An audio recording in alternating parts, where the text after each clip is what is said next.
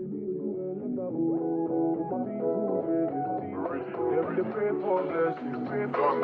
better living, are you feeling good tonight? This thing got me thanking God for life.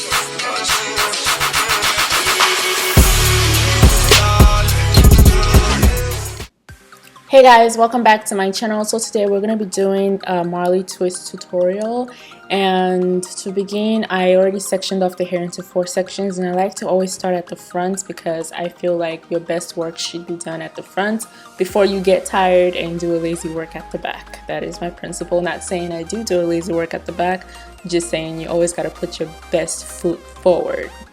Get it? Anyway, so I start by doing the upside down U part shape, and then apply a little bit of jam to make the hair softer, and I split it into 2. I like to brush out the ends of my Marley hair. Now the hair we're using today is the Jamaican twist hair in the color 1B. Now I also begin by placing the hair into the hair, and I twist one section to the right, and I go ahead and take my other hand, use it to hold the section I just twisted, and then collect the other section and twist it again to the right. What this is going to do is going to make sure that the hair is nice and flat in the center of the hair. You're going to just take your time with this because you don't want to like rush it and then the hair is like hanging loose. So you really want to make sure that the hair is literally touching her scalp. Now always tell your clients to hold the hair, especially if you're doing twists of any kind. Always make sure that you hold the hair when the hair is being twisted, because if you don't, what's going to happen is that when I'm twisting, the hair is going to twist your hair along with the hair, which is bad because that can cause a lot of breakage. So always make sure you're holding the hair. Even if it doesn't hurt, just make sure you're holding the hair because you don't want your natural hair to be twisted really tight and pulled off. So be very cautious about that. What I like to do is while I'm crossing it on my hands, I like to twist them while I'm crossing it, so that way my twist is very nice and consistent. So you always twist while you're crisscrossing, if that makes sense. So we're going to do this again. I'm going to slow it down once more so that way I can explain myself a little bit better. I always use jam, you guys, because it just makes working with the hair so much better. So when you place your Marley hair onto the hair, twist to the right, and then you're gonna cross it. So you've twisted, you switch hands, and then you're gonna cross it. And notice that while I'm crisscrossing, I'm still twisting. So as I twist to the right, I am crossing. I twist, I cross. I twist, I cross. So it doesn't, you gotta really like look really closely because when I start going fast, you can't really notice. So I always twist and I cross, and I make sure that I have a very nice hold on the hair. This is gonna allow your twist, like I said, to remain consistent. Looks very nice and neat, no bumps, no awkward breaks with the twist. Just always make sure that you're holding it really firmly, and also make sure that you're twisting before you cross. That way your twist can be as consistent as possible.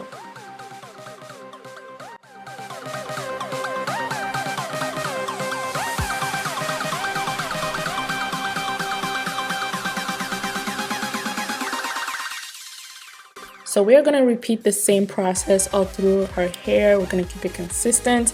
If you have trouble making your twist the same size, have a guide. If your first braid, that should be your guide. That should set the standard of the size you're going to do all throughout the hair. And guys, don't forget to brush out the ends of your Marley hair because it's going to make the ends look as natural as possible. So brush that out. You don't have to brush out the whole Marley hair, just brush out the ends because you want the ends to have a very natural finish. So it doesn't look bulky and weird. So just brush out the ends with some with a white tooth comb or whatever comb you have. But yeah, so what was I saying? I lost my train of thought. So yeah, basically just repeat the step all through the hair. The reason oh yeah, I remember. The reason I always do my upside down U part is because I want the hair to fall naturally as possible. That's like my go-to parting, especially for braids, twists, locks, all that good stuff. Like I love the upside down U part because like her hair will just naturally fall the way it normally falls. It's not gonna hang awkwardly. It's just gonna flow with her natural hair flow. So that's why I absolutely love the upside down U shape. If you don't do this already, you should. And you can't really see like a clear indication of where your parts are. It just flows naturally. So give this parting a try. I promise you would like it.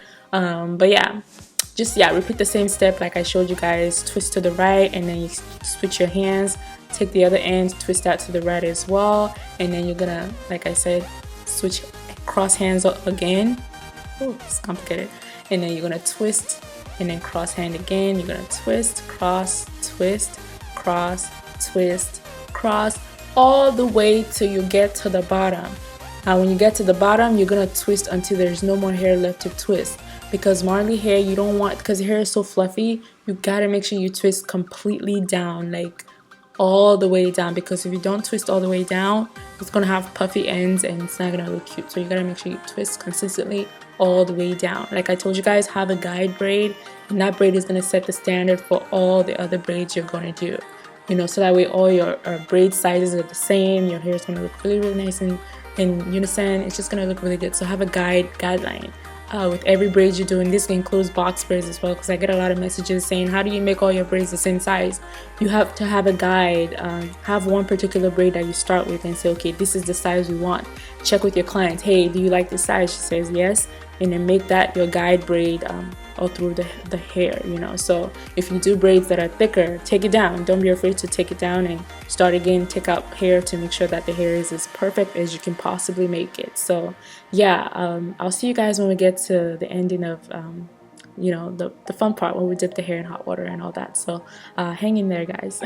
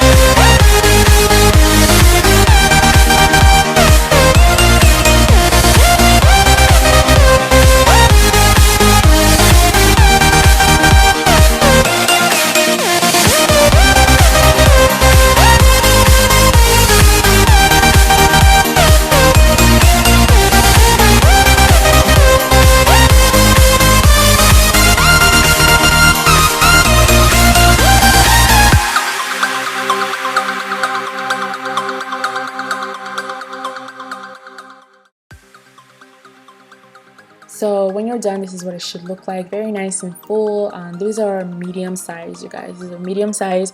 I don't do small braids anymore because it hurts my hand, hurts my back, and I just don't like standing for too long. As you can see, just because the hair is actually not that much, it's just that Marley hair is quite thick in, you know, texture, so it makes the hair look fuller than it actually really is. But yeah, this is what it looks like. So just take a pair of scissors and snip out any like flyaways, which you're gonna have quite a little bit of with Marley hair naturally. So just take your time and cut off as much as you possibly can. It helps if you use product while you're twisting, so you don't have so much like flyaways hanging loose. I always recommend the Shine and Jam for that. I just discovered that product and it's like amazing. Anyway, so wrap your clients, wrap yourself, dip the hair in hot water. If you're not comfortable doing this part, get some help. Ask somebody to help you.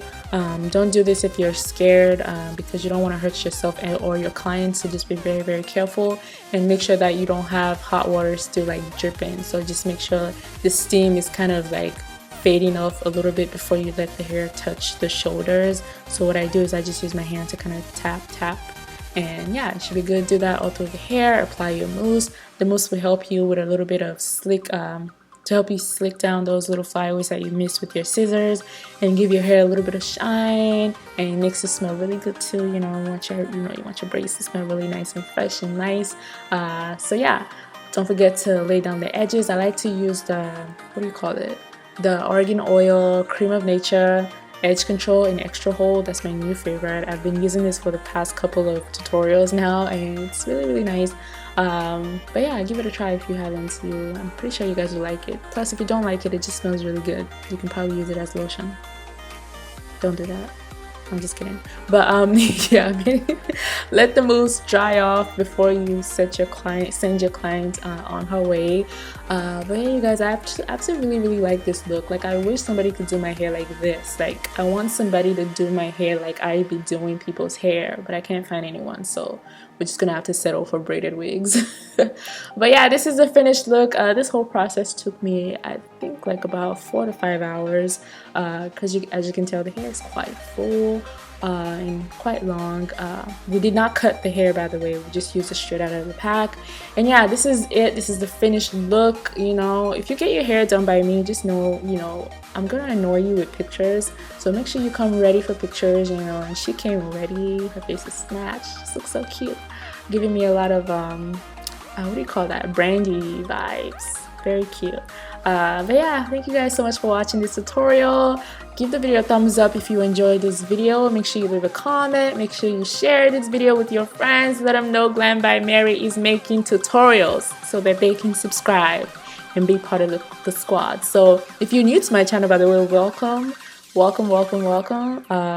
Looking forward to talking to you guys in the comment section. Let me know if you're new. I want to say hi. But yeah, I love you guys. See you in my next video. Bye.